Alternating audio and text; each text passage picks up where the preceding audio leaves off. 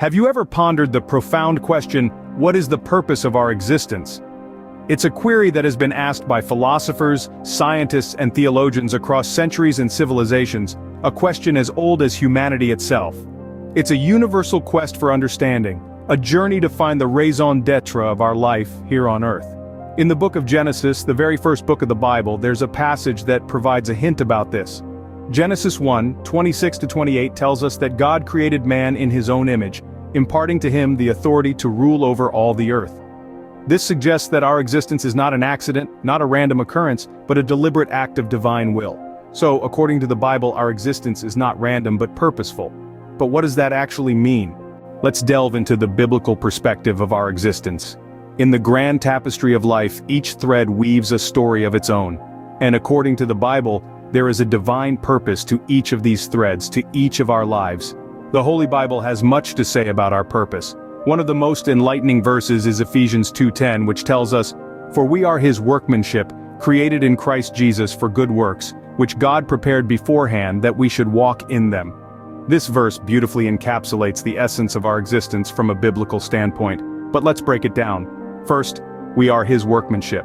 This implies that we are not random sparks in the universe, but rather, we are intentionally crafted by the divine artist, God himself. Each of us is a masterpiece, bearing the imprint of his creativity and love.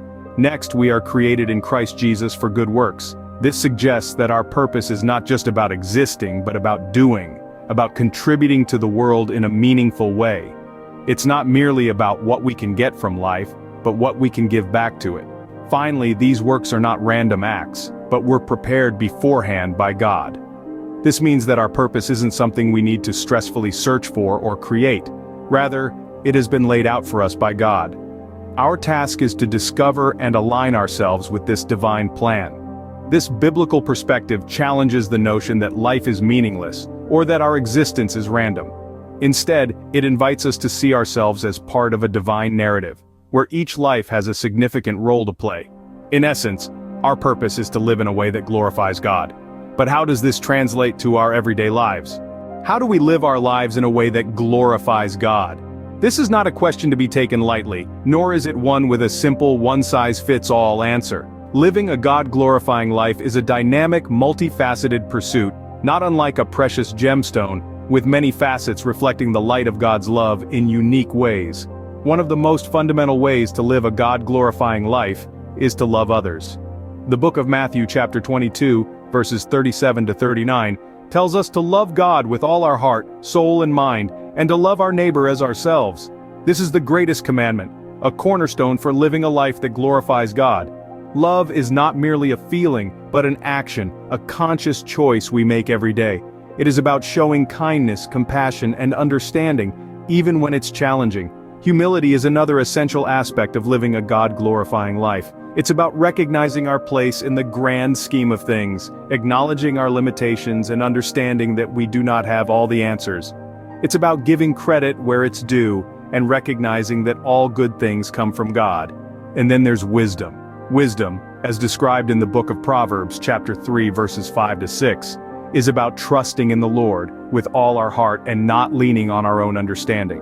It's about acknowledging God in all our ways, and He will direct our paths. Wisdom isn't about knowing everything, it's about knowing who holds everything. These are just a few examples. There are countless ways to live a life that glorifies God, and they can look different for each one of us. It's about finding those ways that align with our unique gifts, talents, and circumstances. Remember, living a God-glorifying life is a journey, not a destination. It's about constant growth and transformation. So let's embark on this journey together with a heart full of love, a spirit of humility, and a mind seeking wisdom. Let's live a life that not only glorifies God but also illuminates the path for others. Now, we want to hear from you. What's your take on the biblical themes we've delved into today? Have these discussions sparked any revelations or prompted questions in your mind? This is your chance to share your thoughts and join the conversation. Your perspectives are invaluable to us and to this growing community of Bible enthusiasts. Perhaps you've encountered a challenging biblical passage that you'd like us to explore in a future video, or maybe you have a unique interpretation of living a God-glorifying life. Whatever it may be, drop a comment and let's keep this dialogue going. And if you found this discussion enlightening, Feel free to hit that like button and share this video with others who might be interested. It's through this exchange of ideas that we can deepen our understanding and appreciation of the Holy Bible. Your insights enrich this community, so don't hesitate to share them. There are many misconceptions about the biblical perspective of human existence. Let's tackle a few. One of the most common misunderstandings is that life, from a biblical standpoint, is simply about following a set of rules. Yes, the Bible does provide us with guidelines and commandments, but these are not meant to be a checklist to tick off. Instead, they serve as a compass to guide us toward a life that honors God and benefits others. In Romans chapter 3 verses 23 and 24, it's written, "For all have sinned and fall short of the glory of God, being justified freely by His grace through the redemption that is in Christ Jesus." This verse underscores the fact that none of us can achieve righteousness solely by adhering to rules or regulations. We all fall short, and yet, we're justified freely by God's grace. This is not a license to live as we please, but an invitation to live in a way that reflects God's grace. Another misconception is the belief that God's love is something that we have to earn. This couldn't be further from the truth. Ephesians chapter 2, verses 8 and 9 remind us, "For by grace you have been saved through faith, and that not of yourselves. It is the gift of God, not of works, lest anyone should boast." This passage clearly states that our salvation, and by extension God's love for us, is not something we can earn. It's a gift freely given, independent of our deeds or actions. God's love is not conditional on our performance or our ability to keep rules. Lastly, it's important to remember that our purpose goes beyond mere rule following. It encompasses a relationship with God, loving others as we are loved, and living a life that reflects God's grace and mercy. The truth is, God's love is unconditional, and our purpose goes beyond following rules. As we wrap up today's discussion, remember this. Our existence is purposeful, and we have a unique role to play in God's plan. We've journeyed through some profound biblical truths, and I hope it's been as enlightening for you as it has been for me. We started with the big question, the purpose of our existence, and we discovered through biblical references that we are here to glorify God and enjoy Him forever. We are not accidents, we are part of an incredible design, a grand narrative that is still unfolding. We then moved on to discuss what it means to live a God-glorifying life. It's not about being perfect, but about striving to reflect God's love, wisdom, and justice in our daily lives.